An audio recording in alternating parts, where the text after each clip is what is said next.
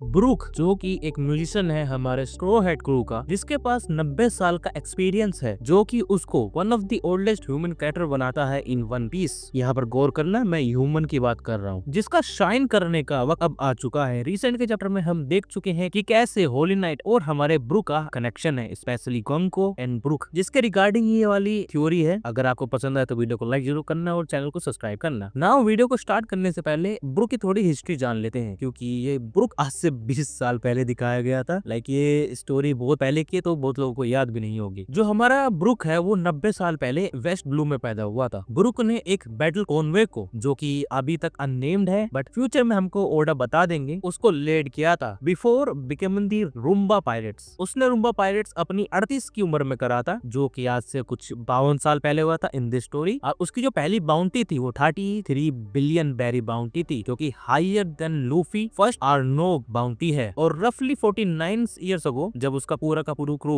मारा गया by the poison weapon, सिर्फ उसकी सोल ही सर्वाइव कर पाई, क्योंकि उसने जो डेविल फ्रूट खा रखा है वो है हमारा योमी योमी नो मी, जिसके कारण से वो एक स्केलेटन बन गया। ब्रूक ने अपनी 50 साल अकेले फुलरेना ट्रायंगल में स्पेंड करे हैं, जिसके बाद वो स्ट्रो हेड क्रू से मिलता है, वो भी 2 साल पहले, और उनको ज्वाइन कर लेता है। क्योंकि ये बंदा हमारा 40 से 88 की उम्र तक आइसोलेटेड था फ्रॉम दी वर्ल्ड, जिसके कारण से इसने काफी सारे जो मेजर इवेंट्स है वो मिस करे हैं, जैसे गोल्ड वैली हो गया, रोजर की राइज हो गया, ओहारा इंसिडेंट हो गया, या गोल्डन एज ऑफ पायरेसी हो गई। लेकिन मेरे को यहाँ पे ये लगता है कि ओडा ने इंटेंशनली ब्रूक की हिस्ट्री अभी तक हिडन रखी है। इसका रीजन रीजन के चैप्टर में हमको दिखाया जा रहा है, क्योंकि हमको एक चीज याद रखनी चाहिए कि ग्रुप ने रूम्बा पायरेट 38 की एज में ज्वाइन किया था, यानी उससे पहले की इन्फॉर्मेशन, प्री रोजर इन्फॉर्मेशन उसके पास होंगी कि उस समय वर्ल्ड गवर्नमेंट कैसे वर्क करती थी, और जो हमारे रेबल्स है जो कि बाद में जाके रेवोल्यूशनरी आर्मी बने, इनकी क्या इंपॉर्टेंस हुई, कि इनका राइज कैसे हुआ होगा। एंड ऑल्सो दी गोंको, या फिर कह लो जो अभी हमको रिसेंट के चैप्टर में वो लेडी दिखाई गई है, वो गोंको से कैसे रिलेट करती है, या फिर हमारे ब्रूक से कैसे रिलेट करती है। इसकी जो इन्फॉर्मेशन है ओडा ने इंटेंशनली छुपा कर रखी थी हमसे, जिसको आज मैं थोड़ा सा रिवील करने की कोशिश करूंगा। नाउ के जो रिसेंट के चैप्टर है हमारे 1146 एंड 47, उसमें हमको ये दिखाया जाता है कि ब्रूक को पता है कि होली नाइट गोंको कौन है। जहां तक कि हमारा जो जिम्बे है वो ये इन्फॉर्मेशन लैक करता है। देखो जिम्बे भी सन पायरेट से बिलोंग करता था, इसके पास भी काफी लंबी चौड़ी हिस्ट्री है, लेकिन इसको भी गोंको के बारे में कुछ नहीं पता है, इवन होली नाइट्स के बारे में कुछ नहीं पता है। अब क्वेश्चन आता है कि ब्रूक को कैसे पता होगा होली नाइट्स के बारे में। अगर आपको पता हो तो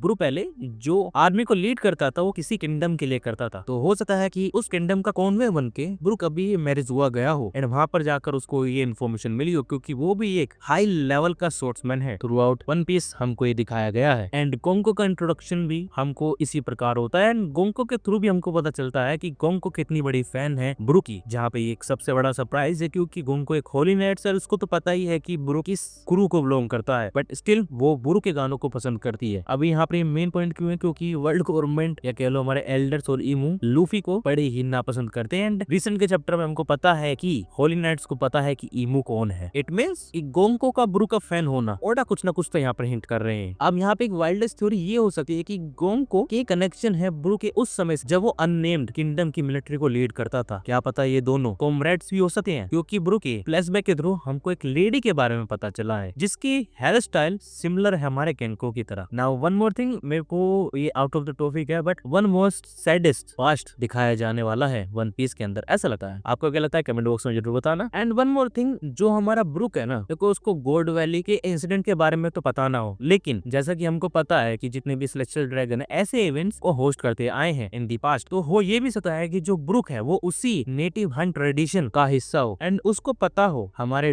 डॉक्टर कुरहे रोक दी ज़पैक, या फिर कह लो अर्ली रॉक्स के बारे में, कि उस समय जो हमारा ज़पैक था वो कैसे काम करता था, क्योंकि ब्रूक उसी टाइम लाइन से एग्जिस्ट करता है। एंड वन पीस के अंदर सबसे मिस्टीरियस कैरेक्टर जो इस समय बना हुआ है वो हमारा रोक दी ज़पैक है, जिसके कारण से जो हमारा ब्रूक था, मतलब जो उसका नेटिव हंट हुआ होगा, जहाँ पर भी वो रहता होगा, जो हंट हुआ होगा, वो उससे किसी प्रकार बच गया होगा। एंड वन मोर थिंग, जिससे मुझे ये लगता है कि फॉर्मर कॉमरेड्स हो सकते हैं। देखो ब्रूक आज से 50 साल पहले एक अननेम्ड किंगडम की आर्म फोर्स का हिस्सा था, जो किंगडम बाद में डिस्ट्रॉय या डिसोल्व कर दिया गया। एंड इसके सबूत हमको ब्रूक के फ्लैशबैक में भी दिखते हैं, जब उसके जो कॉमरेड्स हैं का इतना टाइट बॉन्ड हमको जब दिखाया गया था कि वो लोग मर रहे थे लेकिन तब भी गाना गा रहे थे, लाइक इफ यू रिमेंबर। खैर अब वो कुछ भी सकता है, लेकिन ब्रूक के जो कनेक्शन है हमारे गोंको से, वो उसके पास्ट लाइफ को जरूर दिखाएंगे, वही 50 साल पुराने वाले। एंड हमको कुछ ऐसा पता चलेगा जिसकी किसी को भी उम्मीद नहीं होगी। एंड जो ब्रूक का स्केलेटन डिजाइन भी है ना, वो एक रिपोजिटरी को दर्शाता है, जो कि खुद ही कहता है कि भाई मेरे पास इतना ज्यादा हिडन हिस्ट्री का ट्रेजर है, मुझसे पूछो। जो हमारे निकोबिन रोबिन के पास नहीं है वो इन्फॉर्मेशन भी ब्रूक के पास है। एंड इस चीज को वन पीस में काफी नेग्लेक्ट किया गया। देखो ना यार, ये इतना पुराना बंदा है, one of the oldest character है, बट इससे कभी भी कोई सवाल नहीं पूछे गए। ना ही निको रोबिन ने इससे कभी कोई सवाल पूछा कि उस समय लोगों की स्थिति कैसी होती होगी, ना ही स्ट्रो हेड्स ने पूछा कि उस समय का वर्ल्ड कैसा होगा। एंड यहाँ पे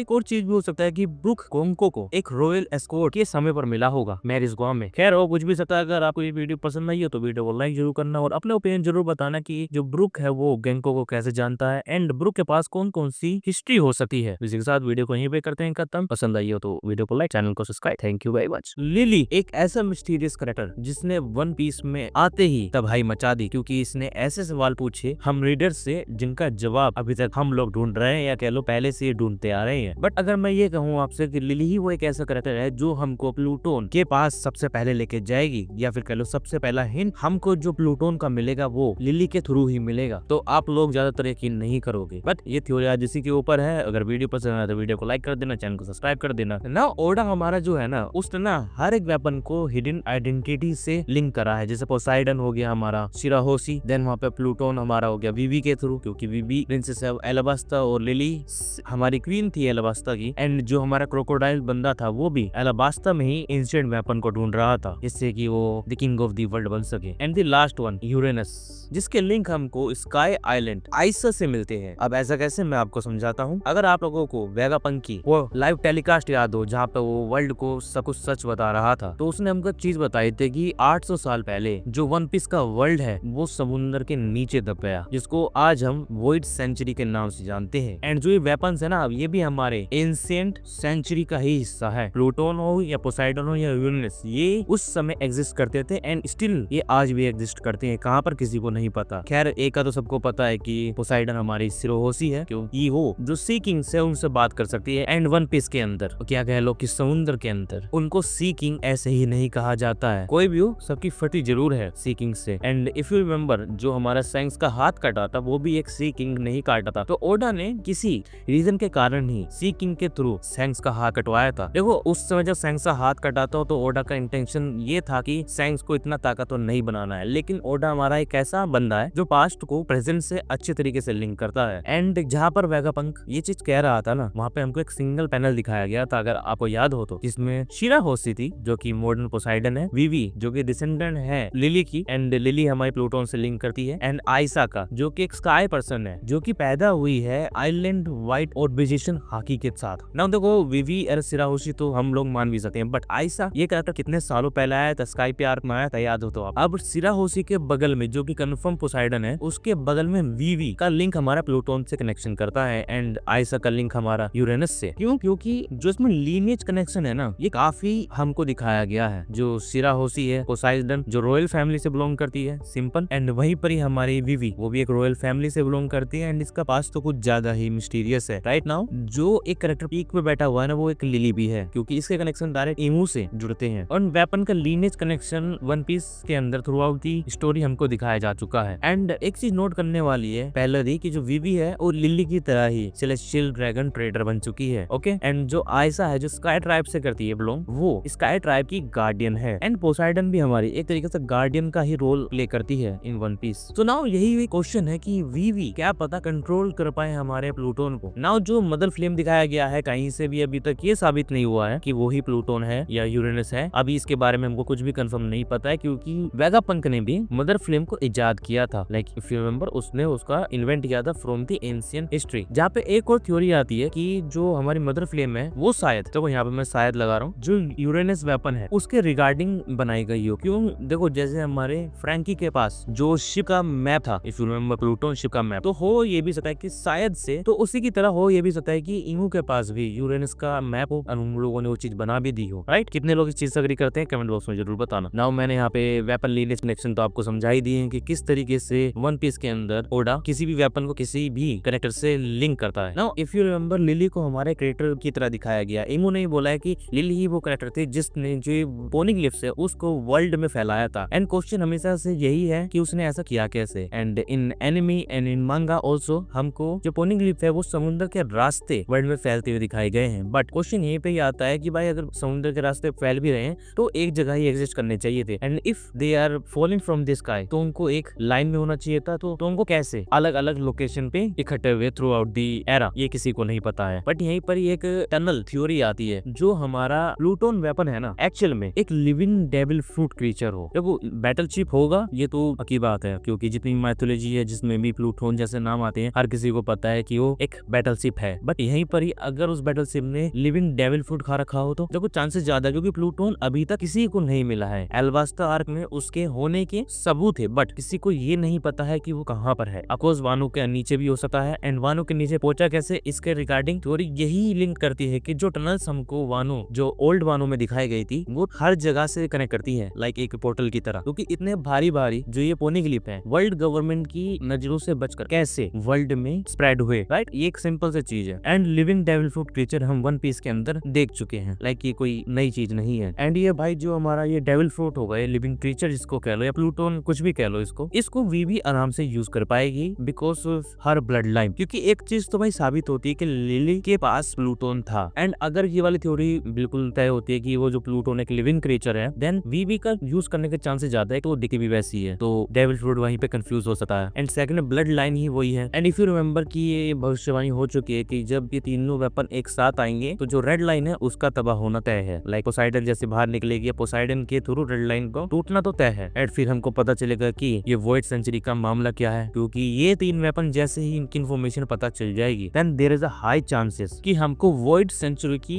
एग्जैक्ट इन्फॉर्मेशन पता चल जाएगी। नाउ सभी के मन में एक सवाल आएगा कि भाई वानो में तो प्लूटोन की हिस्ट्री के बारे में काफी कुछ हिंट मिल चुके हैं, तो वाई वानो, लाइक वानो ही क्यों? तो इसका एक सिंपल सा रीजन ये है कि तो वानो क्लोज कंट्री है, ठीक। एंड सेकंड चीज जो जोएबो है उसने सी या सी स्टोन की मदद से जो हमारा प्लूटोन है, क्योंकि लिली मरी जरूर होगी भाई, ये गारंटेड है। उसके बाद जो उसका कनेक्शन टूटा होगा उस बैटल शिप से या कह लो क्रीचर से या किसी भी चीज से, तो वो रैम्पेज पे चला गया होगा। एंड ईमू तो चाहता ही है कि भाई प्लूटोन को कैद करना, जिसके कारण से उसने वानो में प्लूटोन को छुपा दिया। एंड जो हमारी वर्ल्ड गवर्नमेंट है वो भी भाई इन वेपन के बारे में तो जानती है, इनके डिस्ट्रक्शन के बारे में भी जानती है, तो वो उनके काउंटर मेजर के लिए उन्होंने वेपन बनाए होंगे, जैसे कि हमारी मदर फ्लेम। क्या पता ये चीज इन वेपन्स को काउंटर करने के लिए बनाए हो, क्योंकि प्रोफेसी तो हो चुकी है कि भाई ये तीनों ही वेपन वर्ल्ड को तबाह करेंगे। एंड हम किस वर्ल्ड की बात कर रहे हैं? ईमू के वर्ल्ड की बात कर रहे हैं, राइट। तो उनके काउंटर में इन लोगों ने सिमिलर टाइप के वेपन्स बनाए होंगे, क्योंकि ये लोग भी उसी एरा से बिलोंग करते हैं, तो इनके पास इजिली उस समय के या इनके ब्लूप्रिंट जरूर होंगे। देखो वॉर यही लोग जीते थे वॉइड सेंचुरी के अंदर, इस चीज में तो कोई दो राय नहीं होना चाहिए। एंड जो जीता है वही हिस्ट्री लिखता है एंड वही फ्यूचर भी लिखता है। नाउ आप लोग बताओ जो मेरी प्लूटोन की थ्योरी है, जो लिली की थ्योरी है, ये आपको कैसी लगी? अगर पसंद आई हो तो वीडियो लाइक कर देना, चैनल सब्सक्राइब कर देना, अपने ओपिनियन कमेंट बॉक्स में जरूर डालना।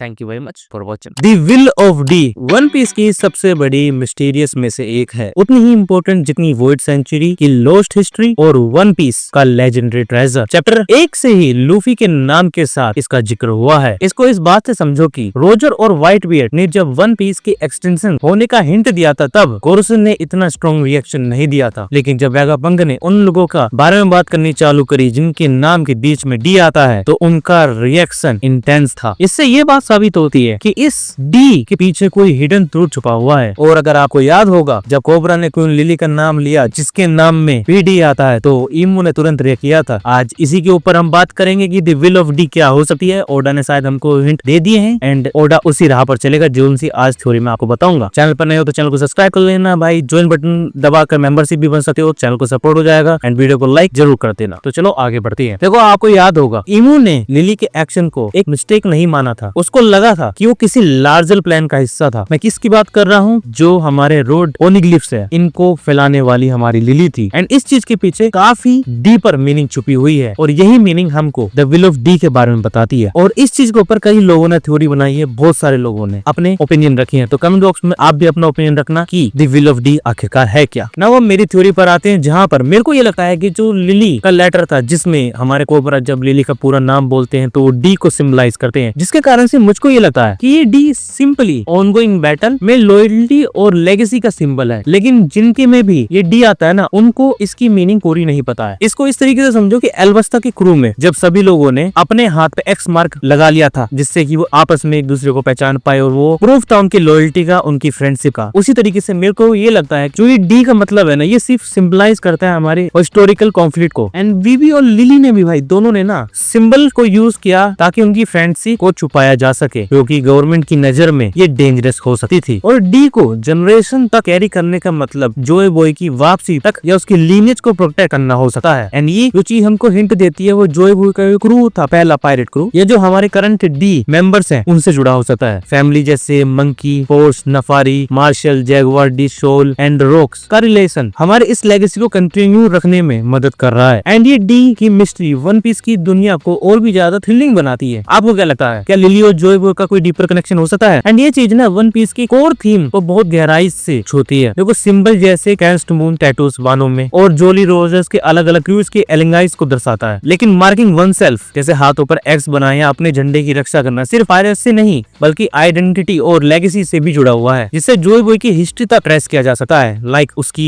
हैट जोए बॉय को या निका को क्या सिंबलाइज करता है सबसे ज्यादा? उसकी हैट। अब यहाँ पर दिक्कत ये है ना, ओडा ने अभी तक हमको डी क्लैन के बारे में ज्यादा हिंट्स नहीं दिए हैं, तो इसकी जो डीपर मीनिंग है हम वो नहीं जानते हैं, लेकिन यहाँ एक सिंबल है, इसकी मैं गारंटी आपको दे सकता हूँ, क्योंकि इसके कारण उनकी विल और लेगेसी हमेशा जीवित रहेगी। किसकी बात कर रहा हूँ मैं? जोए बॉय की बात कर रहा हूँ या निका की बात कर रहा हूँ, या उस समय जो भी लोग हारे थे मैं उनकी बात कर रहा हूँ। अब देखो यहाँ पे एक और बात आती है, जो लूफी है ना अपने फ्लैग की रक्षा काफी अच्छे तरीके से करता है। अगर आपको याद हो एक टाइम ऐसा भी आया था जब लूफी का फ्लैग हो गया था एंड पूरा क्रू पागल हो गया था, जिसके कारण से मुझको ये लगता है ना जो जोए बॉय के क्रू और आज के जो डी मेंबर्स के बीच का एक सैड लीनेज है जो उसको किसी पर्पस से जोड़ती है। लूफी का सिंबल खासकर फ्लैग्स के प्रति डीप रिस्पेक्ट उसकी पर्सनैलिटी और लीडरशिप का एक बड़ा हिस्सा है। चाहे वह उनकी हिस्ट्री और मीनिंग पूरी तरह समझ पाए या नहीं, वह उन्हें प्रोटेक्ट करता है, जो ये इशारा करता है कि जब वह डी के पीछे का ट्रू मीनिंग सीखेगा तो उसके रिएक्शन पावरफुल होगा। जैसे कि रूपी के एक डायलॉग याद होगा, आई वांट टू लिव। उस सीन में लूफी ने ये समझ लिया था कि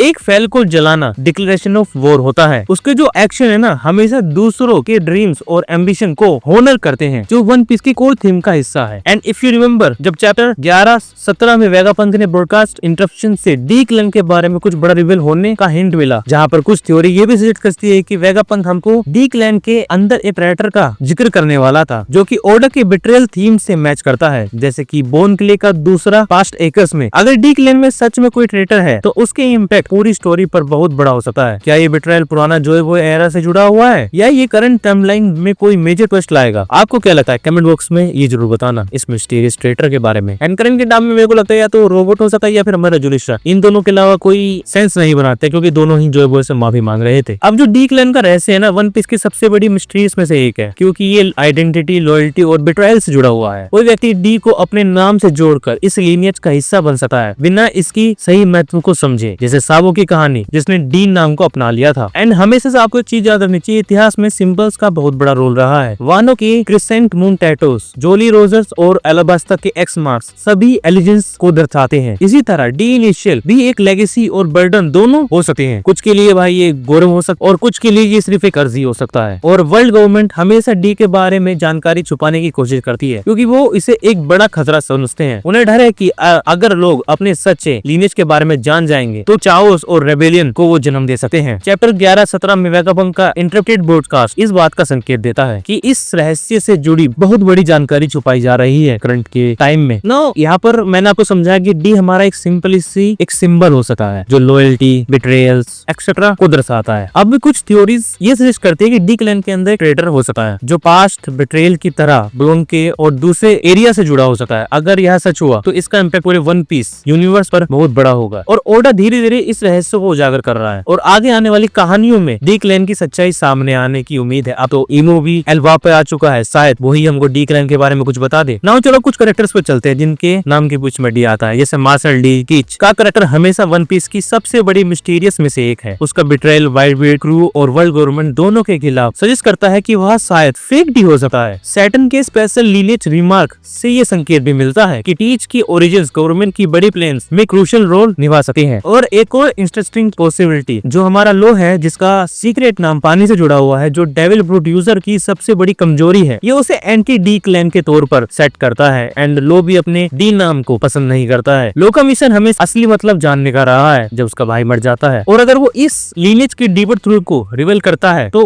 वो दूसरे जो डी मेंबर से खिलाफ भी खड़ा हो सकता है। एंड ये दोनों कैरेक्टर टीचर और लो स्टोरी में डी क्लैन के रहस्य से जुड़े बहुत बड़े पीस हो सकते हैं। वन पीस का नैरेटिव हमें बार बार ये ये दिखाता है कि बेट्रेयल, लॉयल्टी और लीनिएज इंटरकनेक्टेड है और शायद ये मिस्ट्री स्टोरी की सबसे क्रिटिकल ट्विस्ट में से एक बन सकती है। एंड ऑर्डर जिस डायरेक्शन में इस कहानी पर ले जा रहा है ना, उससे भाई हम लोग तो बड़े खुश है। आपको क्या लगता है कि टीच सच में डी क्लैन का हिस्सा हो सकता है या वो बस उस नाम का इस्तेमाल कर रहा है कुछ दूसरे मोटिव के लिए? खैर, हो कुछ भी सकता है, जैसे कि मैंने आपको एक्सप्लेन किया कि ये जो डीएसिव सिंबल के रूप में इस्तेमाल होता है वन पीस के अंदर, एंड पास्ट में कुछ हुआ है कि ये सिंबल एक टैबू सिंबल बन चुका है। आपको क्या लगता है कमेंट बॉक्स में मुझे जरूर बताना। इस वीडियो को यहीं तक रखते हैं। वीडियो पसंद आए तो चैनल को सब्सक्राइब, वीडियो को लाइक जरूर करना। Thank you very much for watching. Ancient war जो कि हमारे जोय बॉय निका वर्सेस ईमू द सेलेस्टियल ड्रैगन इनके बीच हुई थी, और इस वॉर के बारे में हर कोई जानना चाहता है। कई सारी थ्योरीज भी बनी हुई है, बट रिसेंट की लड़ाई जो हमारे इंडिया वर्सेस पाकिस्तान के बीच हुई थी, उसके थ्रू मेरे पे एक थ्योरी सी आई है, क्योंकि ये क्वेश्चन राइज हुआ मन में कि why they want to hide the void century. And इसी क्वेश्चन को लेकर ये वाली थ्योरी पर्सनल थ्योरी है भाई इस बार, ठीक है? तो वीडियो को लाइक जरूर कर देना, चैनल को सब्सक्राइब कर देना, एंड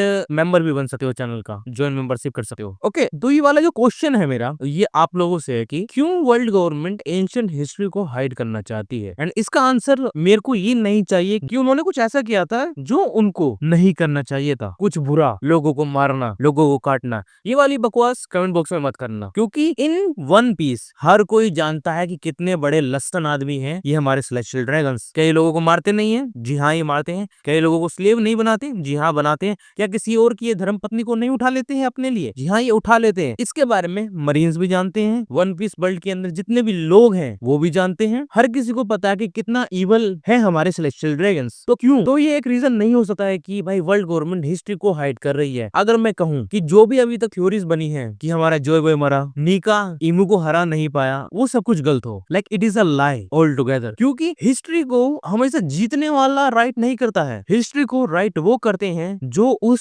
समय को सरवाइव कर चुके हैं। याद रखना, जंग में सिर्फ वही जीता है जो किसी भी जंग को सरवाइव कर जाए। तो मुझे यहाँ पर ये लगता है, एक वाइल्डलेस थॉट है ये, आप लोग कमेंट बॉक्स में गाली दे सकते हो, कि हमारे निका और जोय बॉय दोनों उस समय जीते थे, दे वोन दी बैटल। एंड इसी चीज को जैसे पाकिस्तान करंट के टाइम में अपनी हार को छुपा रहा है एक प्रोपेगेंडा करके, वैसे ही ईमू, सेलेस्टियल ड्रैगन्स, ये लोग भी उस हारी हुई वॉर की हिस्ट्री को छुपा रहे हैं कि ये कोई मसीहा नहीं है, इन लोगों ने कोई जंग नहीं जीती। जो फेक नैरेटिव ये बिल्ड करने में कामयाब रहे, अगर वन पीस के वो लाफ्टेल आइलैंड पे पहुंच जाते हैं तो वर्ल्ड हिस्ट्री असली वाली वो रिवील हो जाएगी। क्योंकि जो रीलिंग है उसने भी ये कहा था कि हमें पता है कि हिस्ट्री में क्या हुआ था, बट दे डिडंट केयर। उस चीज के बारे में उनको कुछ घंटा भी फर्क नहीं पड़ता। रीजन जैसे इंडिया को नहीं पड़ता है करंट के टाइम में, देखो भाई वोट जीते हैं हम तो हमें पता है, एंड जो पास्ट में हो चुका है उसको भी वो चेंज नहीं कर सकते हैं। एंड क्या पता जो रोजर ने वो लाइन कही थी कि हम यहाँ पर जल्दी आ गए, वो एक सरकास्टिक वे में कही हो, एंड बैकअप उनके मैसेज के थ्रू भी हमको ये चीज पता चली है कि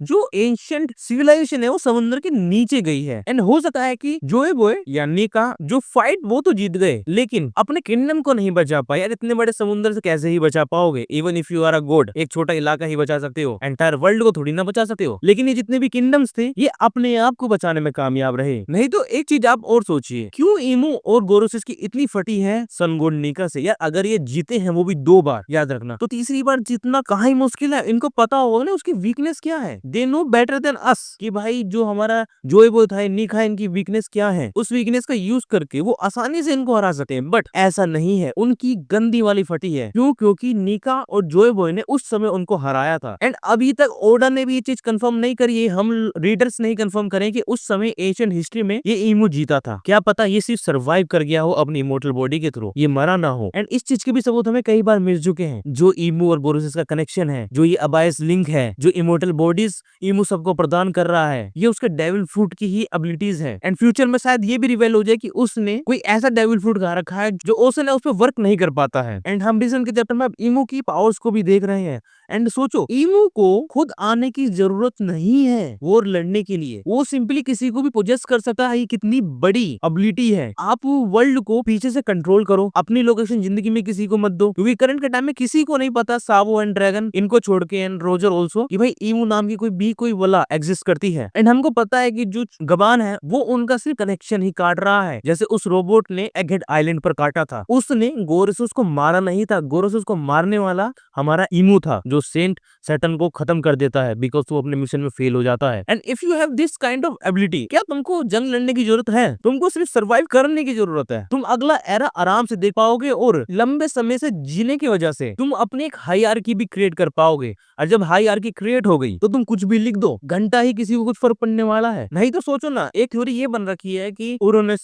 प्लूटोन एंड सिराहोसी, ये तीनों के तीनों वेपन हमारे जोय बॉय के साथ थे, येट वो हार गया। कैसे किसी को नहीं पता। बट यहीं पर एक क्वेश्चन आपका ये भी आएगा, आर्ग्यू करोगे जरूर कि कई बार कई कैरेक्टर्स ने जोय बॉय और निका दोनों से ही सॉरी बोला है। लाइक हमारे रोबोट ने जोय बॉय से सॉरी बोला एंड हमारे हाथी ने निका से सॉरी बोला कि वो अपना प्रॉमिस फुलफिल नहीं कर पाए। यार प्रॉमिस फुलफिल नहीं कर पाए उसकी डेथ के बाद। रिमेंबर दैट, हमको ये चीज याद रखनी चाहिए, जब वो दोनों मर गए उसके बाद वो प्रॉमिस को फुलफिल नहीं कर पाए। क्यों? जो बंदे ने in world government celestial dragons को हराया था वो मर चुका है। He was alone fighting all of this people. And जो रोबोट है ये अकेले नहीं लड़ सकते हैं। जब इतनी ज्यादा ताकत किसी के पास होती है, मान कर चलो 20 किंगडम थे, एक रोबोट 20 किंगडम को कैसे हराएगा? ये एक हाथी 20 किंगडम को कैसे हराएगा? जिसके कारण से वो अपने प्रॉमिस को फुलफिल नहीं कर पाए और इसलिए ही सॉरी बोल रखा है। एंड वन मोर थिंग कि जो हमारा जोय बॉय है उसने फिशमैन आइलैंड पे एक पोनिक्लिप भी भेजा था सॉरी बोलने के लिए। क्यों? क्योंकि वो उससे मिल नहीं पाया, या कोई भी मैसेज हो सकता है यार, कुछ भी हो सकता है। आखिरकार वो जीत गया हो लेकिन वो अपनी जान गवा बैठा हो उस वॉर में। देखो एक सिंपल सी चीज तो ये है कि भाई इन लोगों की फटी पड़ी है निका से, या कह लो हमारे ही तो नोमी डेविल फ्रूट से। एंड ये करंट के एरा में चेंज नहीं लाना चाहते हैं, चाहे कुछ भी हो जाए। ये अपनी सिक्योरिटी को कायम रखना चाहते हैं। एंड हर बार किसी भी किंगडम या किसी भी नेशन की सिक्योरिटी को खतरा सिर्फ एक इंसान से ही होता है या एक चिंगारी से ही होता है। एंड वो चिंगारी हमारी हर एरा में जोय बॉय बना, क्योंकि वन पीस के अंदर सारे किंगडम्स या सारे किंग्स दूध के दूल्हे नहीं है, वो भी बदतर लोग हैं। अगर सेलेस्टियल ड्रैगन हट जाए, ईमू हट जाए, तो उनसे खतरनाक वन पीस के अंदर कोई नहीं है, पायरेट्स भी नहीं है। जिसके कारण से मुझको ये लगता है कि भाई ये जो वॉर थी हमारी एंशिएंट हिस्ट्री की, वॉइड सेंचुरी की, वो निका एंड जोय बॉय जीते थे। उसके बाद हिस्ट्री को रीराइट करा गया। एंड तुम सच को कितना ही बदलना चाहो, तुम सच को नकार नहीं सकते हो। एंड ये सब हम रिसेंट की कहानी में देखते हुए पा रहे हैं, क्योंकि जैसे ही जोय बॉय का नाम आता है ईमो की फट जाती है। उसकी तो फटनी भी नहीं चाहिए था, वो इमोर्टल है, yet he feels fear from the निका डेविल फ्रूट। ऐसा क्यों है? क्योंकि ये डेविल फ्रूट उसकी जो एबिलिटीज को है रीराइट कर सकता है। देखो हमको ये बता दिया गया है कि जोय बॉय का जो डेविल फ्रूट है, या जो लूफी का डेविल फ्रूट है, वो ड्रीम्स को रियलिटी में एग्जिस्ट करता है। एंड हमारा ईमो रियलिटी को ही चेंज करना चाहता है। खैर हो कुछ भी सकता है, ये मेरी थ्योरी थी, आप अपना ओपिनियन जरूर बताना। एंड आपसे एडिटेड वीडियो जरूर आएंगी, क्योंकि यार एडिटेड वीडियो बनाने में बहुत समय लगता है। तो अभी फिलहाल इसी वीडियो से काम चलाओ, वैसे मैं कुछ काम कर रहा हूँ। Thank you very much. Video पसंद आई हो, थॉट पसंद आया हो तो वीडियो को लाइक कर देना, चैनल को सब्सक्राइब कर देना। द गोल्ड वैली इंसिडेंट, एक ऐसा इंसिडेंट जिसके बारे में हर कोई जानना चाहता है। एंड ओडा ने हमको कुमा के फ्लैशबैक के थ्रू कई की पॉइंट्स को रिवील करा है। बट इसको आज हम अच्छे तरीके से आज समझेंगे एंड कुछ थ्योरीज है इसके ऊपर भी बात करेंगे, जैसे कि मेजर इवेंट ये गोल्ड वैली क्यों हुई थी, हमारा इस इंसिडेंट का विनर कौन रहा, और ईमो ने इस पूरे की पूरे आइलैंड को आखिरकार उड़ा क्यों दिया। And one more thing, at the end of the video मैं एक और थ्योरी जो मेरी अपनी है उसके बारे में बात करूंगा कि आखिरकार रोजर को कैसे हमारे लाफ टेल के बारे में पता चला। शायद एक गोल्ड वैली ही वो एक ऐसी चीज है जो हमको रिवील कर देगी कि रोजर को लाफ टेल के बारे में पता कैसे चला कि ऐसा ट्रेजर भी एग्जिस्ट करता है। तो बिना टाइम वेस्ट के वीडियो को स्टार्ट करते हैं। एंड वीडियो को स्टार्ट करने से पहले चैनल पर नए हो तो सब्सक्राइब कर लेना, वीडियो को लाइक कर देना। एंड ऑल्सो एक ज्वाइन बटन है, अगर मेंबर बन के आप थोड़ी बहुत हेल्प करना चाहो इस चैनल की ग्रो करने में तो वो भी कर सकते हो। तो शुरुआत करते हैं ना। गोल्ड वैली इंसिडेंट का हम एक बार टाइम फ्रेम समझ लेते हैं। ये आज से 38 साल पहले हुआ था, यानी कि जो वन पीस की करंट की टाइमलाइन चल रही है उससे 38 साल पहले हुआ था। अब गोल्ड वैली हुआ क्यों था? क्योंकि हमारे जो सेलेस्टियल ड्रैगन है उसको इस आइलैंड का नाम पसंद नहीं आया। देखो किसी को भी पसंद नहीं आएगा कि आप अपने आप को गॉड बुलाओ, वो भी उनके सामने जो खुद को गॉड बुलाते हैं, जो कि हमारे सेलेस्टियल ड्रैगन है जो मेरिज़गुआ में ऊपर की तरफ रहते हैं। जब उनको इस आइलैंड के बारे में पता चला तो उन्होंने यहाँ पर एक नेटिव हंटिंग कॉम्पिटिशन रख डाला। अब इसमें होता क्या है, बड़ा ही सिंपल सा, वहाँ के जितने भी नेटिव्स हैं उनको मारा जाएगा एंड जो लोग जितनों को मारेंगे उनके अकॉर्डिंग उनको पॉइंट्स मिलेंगे। आप लोग इसको इस तरीके से समझो कि कुछ साले साइको लोग एक जगह पर जाते हैं एंड उस जगह के नेटिव्स को मारना चालू कर देते हैं for the sake of fun, सिर्फ मजे के लिए। अब जो ये इवेंट था ना इसके अंदर उनकी नहीं चलती है, क्योंकि हमारे जो दो प्रिजनर थे उन्होंने डेंडेन मुशे की तरह ये अफवाह फैला दी, या कह लो जो इवेंट हो रहा था इसके बारे में वर्ल्ड में कई लोगों को बता दिया। अब इनमें कौन थे? दो सबसे पहले समझ लो रॉक्स पायरेट्स, जिसको लीड किया है हमारे रॉक डी ज़बैक ने, देन हमारा गोल्ड डी रोजर का पूरा क्रू, एंड वहीं पर हमारे वर्ल्ड गवर्नमेंट मरीज यानी कि मंकी डी गार्ड। एंड हमारे गार्ड को इसी इंसिडेंट के बाद द हीरो ऑफ मरीन कहा गया है। एंड ऑल्सो चौथा जो ग्रुप था इसको आप बिल्कुल नहीं भूल सकते हो, ये हमारा होली नाइट्स, क्योंकि ये लोग भी यहाँ पे एग्जिस्ट करते थे। एंड वन मोर पर्सन था मतलब उसका ज्यादा कुछ की ही रोल तो आया नहीं, उसने सिर्फ बच्चों को ही बुली किया था। वो था हमारा एक सेंट, एक एल्डर। एंड अगर आपको अभी ये लग रहा हो ना कि भाई ये इंसिडेंट इतना ज्यादा इंपॉर्टेंट क्यों, तो ये समझो इनके की प्लेयर्स के थ्रू। सबसे पहले जो हमारे आए थे इसके अंदर वो थे हमारे सेलेस्टियल ड्रैगन्स, एंड साथ में उनके थे holy nights. And holy knights ने कितनी तबाही मचा रखी है करंट के चैप्टर्स के थ्रू आप लोग जानते हो। बट वहीं पर ही जो हमारे सबसे नोटोरियस पायरेट्स थे उस समय के, लाइक सेंगोकू ने ये बता रखा है कि गोल्डी रोजर के एरा से पहले अगर कोई किंग था तो वो था हमारा रोक डी ज़बैक। एंड ये किंग क्यों था? भाई सिंपल सा रीजन, इसका क्रू देख लो, द स्ट्रॉन्गेस्ट क्रू है वो। उसके जितने भी मेंबर्स हैं वो एम्परर्स रह चुके हैं, ये कह लो एम्परर लेवल के बंदे हैं। शिकी जिसको रोजर के इक्वल समझा जाता था, व्हाइट बियर्ड जो एक एम्परर था, काइडो जो कि एक एम्परर है, बिग बॉन्ग वो भी एक एम्परर है, क्योंकि ये अभी मरे नहीं है यार, अभी ओडा ने इनकी कंफर्म डेथ तो हमको दिखाई नहीं है। एंड वन मोर कैरेक्टर जिसको हम जानते हैं अमेज़न लिली की क्वीन के तौर पर, ये बुढ़िया, आपने इसको देखा होगा, ये उस समय क्या माल लगती थी पता नहीं बुड्ढों को ही, खासकर औरतों को ही ओडा इतना बेकार क्यों दिखाता है। एंड साथ में ये लोग भी, अब इनको आप लोग जानते हो मोरिया ने इनकी सोल निकाल ली थी एंड इनको सोललेस बना दिया था, क्योंकि उसको हमारे कैप्टन जोन का ट्रेजर चाहिए था। एंड वही ट्रेजर हमारा बग्गी भी ढूंढ रहा है। और इनका सामने करने के लिए आए थे हमारे गोल्डी रोजर जो कि फ्यूचर पायरेट किंग था, उसके साथ राइट हैंड मैन हमारे सिल्वर रेलिंग एंड स्कोपर गवान। एंड वहीं पर ही इनको रोकने के लिए आया था हमारा गार्ड। एंड इन सबसे भिड़ रहे थे हमारे होली नाइट्स। देखो होली नाइट्स कमजोर नहीं थे, सिंपल से चीजें समझ लो, सिंपल सी बात है, ये चीज तो समझ में आ जानी चाहिए। क्योंकि हमारा जो व्हाइट बियर्ड है उसकी एक लाइन भी है जो बहुत लोगों को पता है कि तुम्हारा चेहरा देखे, वो सैंग के बारे में बात करता है कि मुझे उस बंदे के याद आया था जिसने मुझको ये स्कार दिया था। एंड व्हाइट बियर्ड वो स्ट्रॉन्गेस्ट मैन कहा गया है in one piece. And holy knights के साथ हमारे सेठ सैंटन भी था, ये चीज याद रखनी चाहिए। वैसे उसने ज्यादा कुछ खास किया नहीं था। अब ये चीज हुई कैसे? तो ये सिंपल सी बात है कि जो ये कोल थी ना, डिजास्टर कोल, ये एक यंग या कह लो स्लेव के थ्रू भेजी गई थी। एंड ये स्लेव कौन थे हमारे? इवोंका, कुमा एंड कुमा की धर्म पत्नी, क्योंकि ये लोग भी इस नेटिव हैंड में फंस चुके थे। बट एक क्वेश्चन ये आता है कि यार कोल तो चली गई, देखो रोक डी ज़बैक इतना भला इंसान तो था नहीं कि वो इनको बचाने के लिए आया हो, तो वो आए क्यों थे? इसका एक आंसर हमको मिलता है हाची निस्यू थ्योरी से, जो अभी करंटली ब्लैक बियर्ड का हाइड आउट है, कि वहां से कुछ सामान उठाकर इस आइलैंड पर एज अ ट्रॉफी जो विक्टर होगा उसको दिया जाना था। देखो याद रखो, इस गोड वैली इंसिडेंट के थ्रू हमारे कुमा को उसका डेविल फ्रूट मिला, काइडो को उसका डेविल फ्रूट मिला। बेसिकली काइडो को पहले तो इवांका ने ले लिया था, लेकिन बिग बॉन्ग ने उससे छीन लिया था। एंड देन काइडो को उसका डेविल फ्रूट मिला। And many more devil fruit, अभी हमको पता नहीं कितने और, लेकिन हमने वहाँ पे कई सारे बक्से देखे थे। एंड यहीं से एक एजिलेटली थ्योरी आती है, अभी मैं बताता हूँ कि रोजर भी क्यों आए। बट रोक डी ज़बैक हमारा इस ट्रेजर के लिए आया था जो हाची न्यूज़ आइलैंड से यहाँ पर ट्रांसफर हो गया था। एंड रोक एंड गोल्डी रोजर क्यों आया? देखो सिंपल सा रीजन ये था कि उसको सबसे पहले तो ये रोक डी ज़बैक को हराना था, जो कि उसका एक तरीके से राइवल बताया गया है। एंड साथ में ही उसको भी इस ट्रेजर की तलाश है। देखो पायरेट्स हैं, इनको ट्रेजर चाहिए होता है। And one more thing out of this video, कि जो बग्गी है वो एक स्कल को ढूंढ रहा है जहाँ पर जो कैप्टन जोन का ट्रेजर है। एंड हमको पता है कि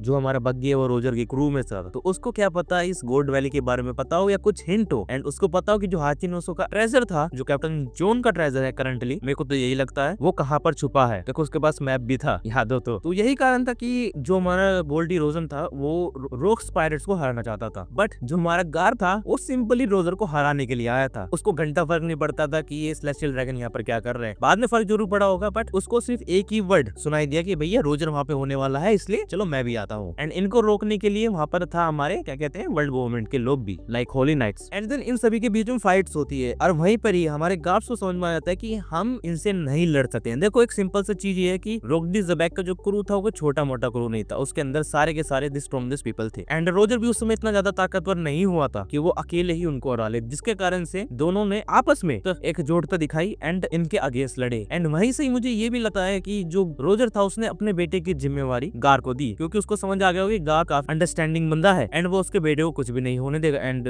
ये चीज हमको पता है कि गार ने उसके बेटे को कुछ भी नहीं होने दिया, कि जब तक कि ब्लैक बियर्ड ने उसको पकड़ा नहीं दिया और ये रिवील नहीं होगा कि भाई एस रोजर का बेटा है, तब तक उसने उसको बचा के रखा। और इसका आफ्टरमैथ होता कैसे, मतलब ये लड़ाई खत्म कैसे होती है, अब इसके बारे में मैं आपको थोड़ा समझाता हूँ। गोल्डी रोजर जीत जाता है, ज़बैक यहाँ पर मरता है या नहीं मरता ये भी कंफर्म नहीं हुआ है, बट यहाँ पर उनका जो पायरेट क्रू था वो सारा का सारा टूट जाता है। होली नाइट्स चले जाते हैं एंड ईमू फॉर सम रीजन इस पूरे आइलैंड को मैप से ही हटा देता है। एंड इसका सिंपल सा रीजन क्या है, क्योंकि जो हमारा रोक डी ज़बैक था ना, उसको एंशिएंट हिस्ट्री के बारे में पता चल चुका था। एंड नाउ मैं आपको ये चीज एक्सप्लेन करूंगा कि रोजर को कैसे पता चला हमारे पोनीग्लिफ्स के बारे में, लाफ टेल के बारे में। क्योंकि जो रोक डी ज़बैक था वो एक सिंपली टैबू को खोज रहा था, वो थी हमारी ancient history. And one piece के अंदर तुम बस एंशिएंट लगा दो, इन गोरोसिस की या ईमू की फटके चार हो जाती है, इनके बारे में तो किसी को ढूंढने का भी हक नहीं। नहीं है, ये एक तरीके से टैबू है। जब rocks pirates versus Roger pirates हो रही थी ना, तो मेरे को यही लगा है कि रॉक्स ज़बैक ने रोजर को ये बता दिया होगा कि भाई एक ऐसी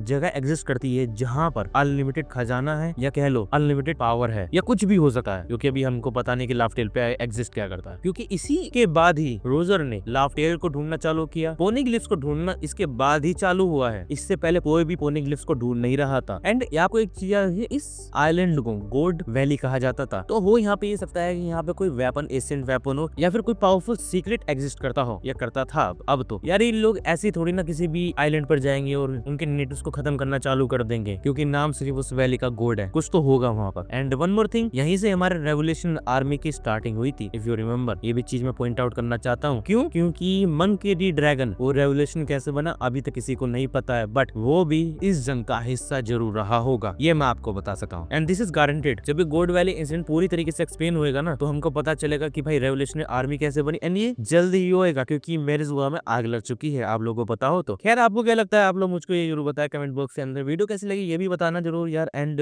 चैनल के मेंबर बन जाओ, काफी बढ़िया बढ़िया वीडियो बनाऊंगा मैं। Thank you very much for watching.